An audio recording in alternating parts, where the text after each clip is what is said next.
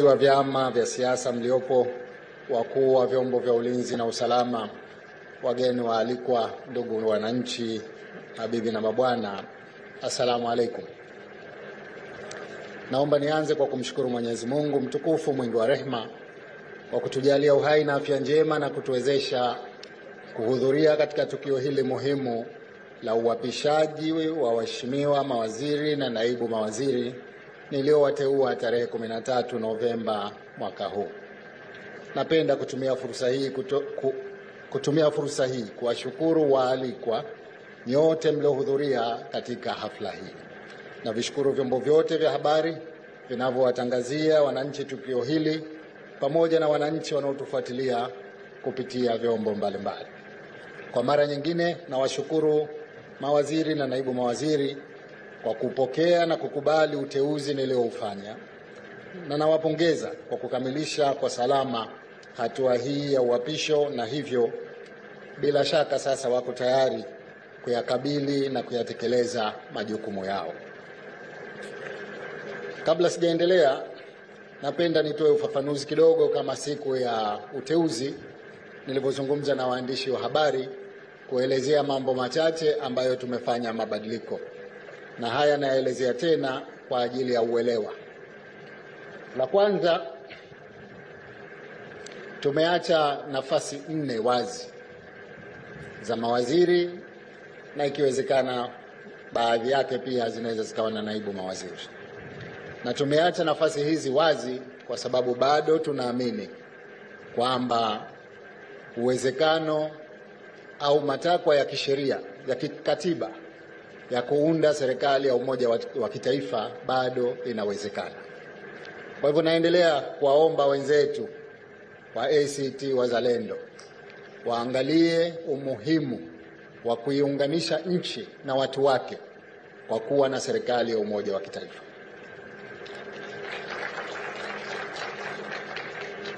Jinsi wanavyopatikana idadi ni kama mnavyotambua, kuna formula inayotumika, nayo ni idadi ya viti ambavyo chama kimepata, unazidisha kwa idadi ya wizara zilizokuwepo, unagawa kwa majimbo yaliyokuwepo ambayo ni 50. Wenzetu wamepata viti 10 katika baraza la wawakilishi, ukizidisha kwa idadi ya wizara ambazo ni 20 ni 200, ukigawa kwa 50 ni nafasi 4 ambazo wanatakiwa wapate wao. Nimeziacha kwa sababu bado tuna kila sababu ya kuamini kwamba serikali ya umoja wa kitaifa ina maslahi kwa nchi yetu, na kwa hivyo tuendelee kuzungumza ili tufikie mwafaka wa kuunda serikali ya umoja wa kitaifa. La pili ni uamuzi wa kuweka wizara mpya 2, na kama nilivyosema si mpya kabisa, bali kwa umuhimu wake tumeona ziwe kama wizara kamili. Wizara ya Vijana, Ajira na Uwezeshaji. Hili ni kwa sababu wakati wa kampeni nilisikia kilio cha vijana juu ya uwezekano wa kuwapatia ajira na juu ya uwezekano wa kuwawezesha kiuchumi. Kwa hivyo tumeunda wizara hii ifanye kazi hiyo. Kwa kuna kazi maalumu ya kuhakikisha vijana wetu wanapata ajira na vijana wetu wanawezeshwa kiuchumi. Lakini ya pili ni mawasiliano, teknolojia ya habari na ubunifu. Wizara hii ina umuhimu sana katika dunia ya sasa. Dunia ya sasa inakwenda kidijitali. Hatuwezi kuendelea kufanya mambo kizamani. Lazima sasa hivi huduma zote za serikali zitolewe kwa mtandao. Lazima sasa hivi makusanyo yote ya fedha za serikali yakusanywe kimtandao. Lazima huko tunapokwenda tuhakikishe kwamba ufanisi unaongezeka kwa sababu ya kutumia mitandao. Na ili tuweze kufanya hayo, kuna mambo makubwa yanayohitajika kwa maana ya miundombinu ya kimtandao, lakini vile vile mifumo ya kimtandao. Kwa hivyo wizara hii ipo kwa ajili ya kazi hiyo, kuhakikisha katika miaka 5 ijayo tunapiga hatua kubwa ya kubadilisha matumizi ya utoaji wa huduma na ukusanyaji wa mapato ya serikali kwa njia ya kimtandao, yani digital transformation. La tatu, nimeona wakati umefika sasa tupunguze idadi ya wizara ambazo ziko chini ya ofisi ya rais moja kwa moja. Zilikuwa 5: Ikulu, Katiba, Sheria, Utumishi na Utawala Bora, TAMISEMI na idara maalum, lakini vile vile kulikuwa na Fedha na Mipango pamoja na Kazi na Uwezeshaji. Sasa 3 zitabaki chini ya Ikulu moja kwa moja, na ambayo ni Ikulu yenyewe, Utumishi kwa maana Katiba, Sheria, Utumishi na Utawala Bora, pamoja na tawala za mikoa, serikali za mitaa na vikosi au idara maalum za SMZ. 2 tumezitoa zijitegemee kwa maana ya Fedha na Mipango na Kazi na Uwekezaji. Baada ya kuyasema haya, sasa nilipata swali siku ile kwamba unatumia vigezo gani kuteua. Nikatoa ufafanuzi, napenda niurejee. Kwa kweli tunaangalia mgawanyo wa kimikoa kwanza. Katika mikoa yetu 5 lazima tuwe tuna uwakilishi katika baraza la kila mkoa. Lakini vile vile tunaangalia jinsia. Ni muhimu tuwe tuna uwakilishi wa jinsia zote. Tunaangalia uzoefu, tunaangalia elimu, lakini vile vile tunaangalia utendaji. Wapo ambao wamefanya kazi katika baraza lililopita na ambao wapya tutawapima kuanzia sasa. Waliotangulia wao wanajua, nimeshawaambia kwamba nataka kasi ile isiwe ile, tuwe tuna kasi mpya huku katika awamu hii ya pili ya serikali ya awamu ya 8. Kwa hivyo wakati huu nadhani nikiwaeleza waliopewa dhamana hii kwamba si wakati wa kwenda kufanya sherehe. Huu ni wakati wa kwenda kutathmini, ni wakati wa kwenda kutafakari kwa kiasi gani tutakidhi matarajio ya watu. Nyinyi ni mashahidi kwa sababu nyote ni wanasiasa. Tumefanya kampeni hapa na tumetoa ahadi lukuki. Ilani yetu ya uchaguzi ina ahadi nyingi. Mpango wa maendeleo wa Zanzibar ZADEP una ahadi nyingi, lakini dira yetu ya mwaka 2050 vile vile ina mambo mengi. Haya yote ni wajibu wetu sisi ambao tumepewa dhamana kuhakikisha kwamba yanatekelezwa. Kwa hivyo tukakae tufanye kazi. Natambua sasa hivi mko katika semina inayohusiana na nafasi zenu katika baraza la wawakilishi. Malizeni semina hiyo, mtambue majukumu yenu kwa baraza la wawakilishi, na baada ya hapo tutafanya kikao kazi. Huku serikalini hatutofanya semina, tutafanya kikao kazi cha siku moja kuelezana matarajio, au niseme kukuelezeni matarajio yangu kwenu, ili tukitoka kwenye kikao kazi hicho basi watu wakafanye kazi. Na safari hii kutakuwa kuna tathmini. Hakutokuwa na miaka 5 ya kwenda tu. Kila mwaka tutakuwa tuna tathmini ya kila idara, kila wizara, ili kuhakikisha kwamba vile tunavyotaka ndivyo tunavyokwenda. Katika kufanikisha utekelezaji wa majukumu yenu, viongozi niliowapisha leo, napenda kutumia fursa hii kukuelezeni mambo machache yafuatayo. La kwanza, kila waziri na naibu waziri ana wajibu wa kuijua vyema wizara yake kimuundo na majukumu yake na taasisi zilizo chini yake haraka iwezekanavyo. Natambua kuna baadhi yenu mtakuwa mmebaki pale pale, lakini hii haiondoi wajibu wa kuhakikisha kwamba unapitia tena majukumu ya wizara, muundo wa wizara na taasisi zilizo chini yako, kuhakikisha kwamba unaielewa vizuri na tayari kwa kazi. La pili, kila mmoja wenu ana wajibu wa kutengeneza mpango kazi maalum ambao utaweza kutekeleza ahadi zetu, ahadi za ilani, ahadi za mpango wa maendeleo, ahadi zangu katika kampeni na ahadi zilizokuwa kwenye dira ya mwaka 2050. Hili lifanyike haraka iwezekanavyo. Hatutaki kukaa tukasema tunajipanga, tunataka tuanze kutekeleza mara moja. Bahati nzuri makatibu wakuu, hata tukichukua muda kupanga, waliokuwepo wanafanya kazi, wanatakiwa wafanye kazi bila kusubiri chochote. Na hapa niseme, ndugu makatibu wakuu, msisubiri kitu, tunaendelea na kazi.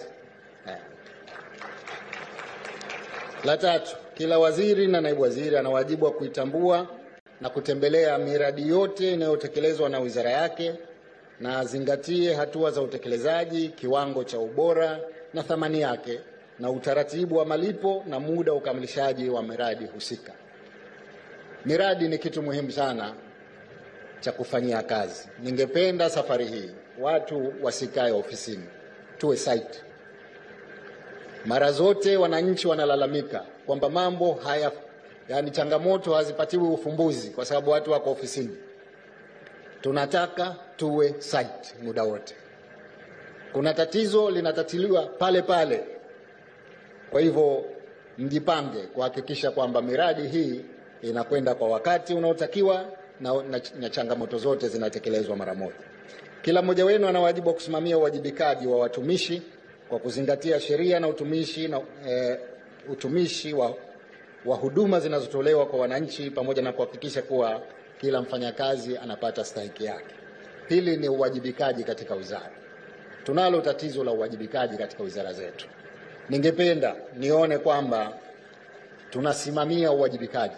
Kila mmoja wetu aone ni wajibu wake watendaji waliokuwa chini yake kuwajibika. Nadhani mtakuwa mmenielewa. Jingine ni kusimamia misingi ya utawala bora na kupiga vita rushwa, uzembe, wizi wa mali ya umma na ubadhirifu. Haya yapo na tunapaswa kuendelea kupambana nayo. Yote mambo ya maovu katika wizara zetu tuhakikishe tunayafanyia kazi kwa haraka. Mawaziri na naibu mawaziri, myafahamu na mzingatie kuwa mafanikio ya utekelezaji wa majukumu ya wizara yanategemea sana kuwepo kwa umoja na ushirikiano katika wizara. Hapa napenda niseme kitu kimoja. Katika awamu iliyopita hii, kipindi cha kwanza, ziko wizara watendaji walikuwa wanagombana. Waziri na katibu mkuu wanagombana, hawapatani. Waziri, naibu waziri, katibu mkuu. Jambo hili sitolivumilia tena. Nataka tuelewane kabisa. Hamna sababu ya kugombana katika wizara. Kukiwa kuna tatizo, tupo, makamu wa pili yupo, mimi nipo. Njoo niambie ni nini kinachosababisha wewe ugombane. Sababu ukigombana wewe, waziri na katibu mkuu mkigombana, kazi haziendi kabisa. Inakuwa ni malumbano tu. Huyu kasema hivi, huyu kasema. Anachotaka huyu anazuia. Hii haiwezekani. Kwa hivyo hili ninalisema kwa sababu mifano ipo. Sitegemei haya yataendelea huku tunapokwenda. Tusimamie vyema nidhamu ya matumizi ya fedha za serikali kwa mujibu wa sheria, na pia kuongeza ufanisi katika ukusanyaji wa mapato. Kila wizara ziweze kufanya hivyo kwa zile wizara ambazo zinakusanya mapato. Katika moja ya maeneo ambayo hatujafanya vizuri sana ni nidhamu ya matumizi ya fedha na ukusanyaji wa fedha. Wako baadhi ya watendaji mahodari sana wa kusema kwamba safari hii OC ndogo, lakini yeye mwenyewe hakusanyi kitu. Hii isiwe hivyo.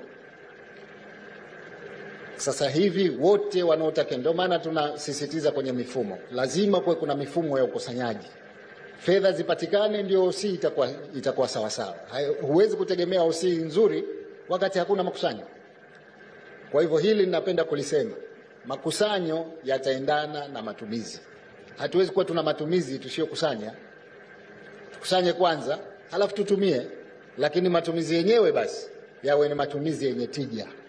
Sio safari za kila siku. Na hili ninalisema, safari na mafuta imekuwa ni maeneo mawili yanayochukua fedha nyingi sana za serikali. Watu wanataka kusafiri kila siku. Safari moja ya mtendaji mmoja $5,000, maana yake ni karibu milioni 12. Katibu mkuu huyo hajalipa umeme, anadaiwa milioni 3 tu. Katibu mkuu huyo hajalipa magazeti. Katibu mkuu huyo hajalipa maji. Lakini haraka mtu akitaka safari anaidhinisha aende. Sasa basi, ziko safari zenye tija na ziko safari hazina tija. Kama wewe huwezi kuamua ipi ina tija na ipi haina tija, nitakuamulia mimi. Lakini ninachopenda kusema, narudia kusema hili, tunatumia fedha nyingi sana katika safari. Tunatumia fedha nyingi sana katika mafuta, ambayo mafuta hayo, mengi ya mafuta tunaotumia tayari watu wameshapewa fedha hizo kwenye mishahara yao. Sasa ninaonekana kama nasema na makatibu wakuu, lakini nasema na mawaziri. Hili ni jukumu la wote.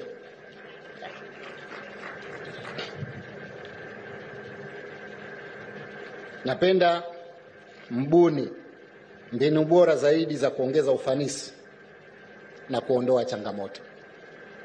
Mimi sipendi kila siku niwe naziita wizara, njoo kafanye hivi, njoo kafanye hivi. Sasa wewe kazi yako nini? Msinipe mimi majukumu yenu. Tekelezeni. Hakikisheni mnafanya kila mbinu kuongeza ufanisi katika maeneo yenu. Hakikisheni mnatatua changamoto zilizokuwepo. Huku tunapokwenda sasa hivi, nikishawaita watu mara moja mara mbili, mtu atambue kabisa kwamba hatekelezi majukumu yake. Tuhakikishe tunafanya marekebisho ya sheria ili kuongeza ufanisi katika utendaji wa majukumu ya wizara zenu na kutoa ushauri wa kurekebisha sheria hizo pale ambapo kikwazo kinakuwa ni sheria. Mara nyingi watu hawafanyi majukumu yao sawa sawa. Ukiuliza unaambiwa kuna sheria inakataza. Sheria tumetunga wenyewe. Kama ni kikwazo, si unaibadilisha? Sasa tusiwe watumwa wa sheria zetu. Kuna tatizo la sheria, tubadilishe sheria ili tuwe na ufanisi zaidi. Hili ni moja katika mambo ambayo mkayafanye kwa haraka. Kama yapo, kama ndio kikwazo, sheria zibadilishwe ili tuweze kwenda vizuri. Muweke utaratibu wa kutoa taarifa za utekelezaji wa majukumu ya wizara, na hii ningependa kwamba sasa tuwe tuna taarifa za utekelezaji za robo mwaka.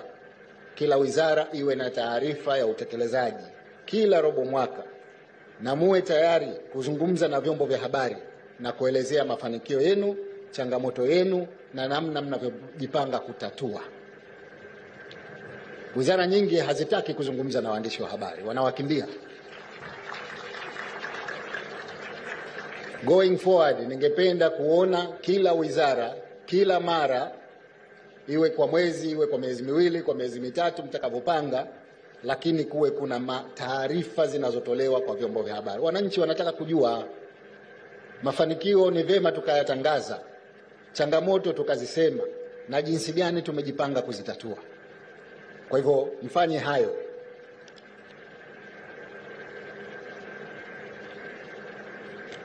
Nimalizie kwa kusema kuwa safari hii tutakuwa tuna mkataba wa kupima ufanisi wa utekelezaji wa majukumu ya viongozi katika wizara. Nadhani Ofisi ya Rais Utumishi wameshaandaa jambo hilo.